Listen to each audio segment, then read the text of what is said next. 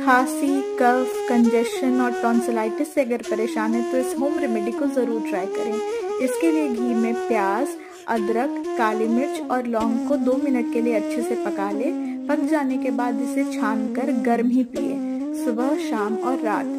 यह आपके चेस्ट और गले से म्यूकस को क्लीन करेगा और खांसी में काफ़ी आराम देगा। इसे पीने के बाद आधे घंटे तक कुछ भी और खाए पिए ना, इसे असर करने दें और मुझे फॉलो करना ना भूलें।